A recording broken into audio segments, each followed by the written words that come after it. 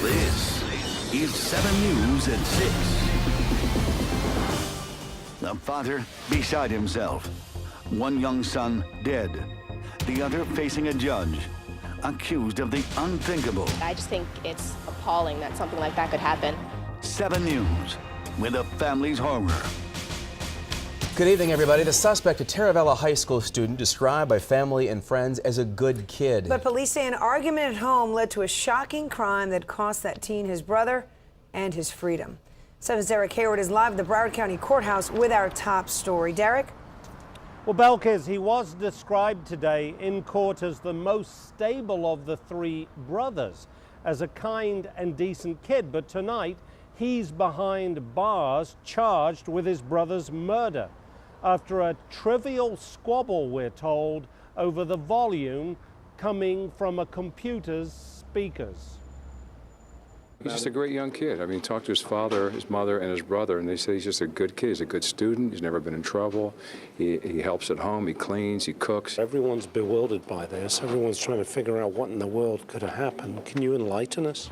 It's just one of those situations that's just unexplainable. You know, 2 brothers that got along very, very well, always have. They fight like every other brother and brothers do.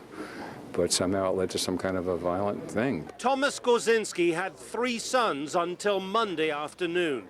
Now he has 19-year-old Timothy, because 14-year-old Matthew is dead, and 15-year-old William is locked up, accused of his brother's murder inside their Coral Springs home. Our investigation revealed that the 2 brothers were actually having a dispute over the sound of the speakers that were hooked up to the computer.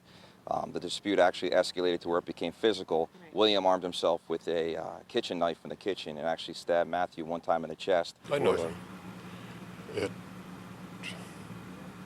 shock's not a strong enough word. Some neighbors vented their suffering at the news media. Why don't you look at the neighborhood it's in? Does this look like a high crime area? Does this look like a bunch of bad children live here? And at J.P. Taravella High School, which both boys attended, grief was self-evident.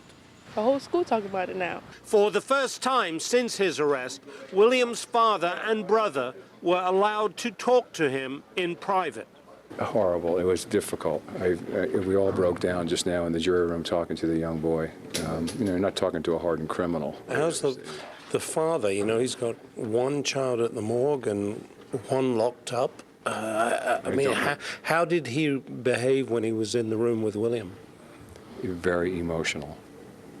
Was he angry towards William? No, he just felt bad for him. I mean, Charged with 2nd-degree murder, the judge ordered William to be held in a juvenile lockup for the next 21 days, while the state decides whether to try him as an adult.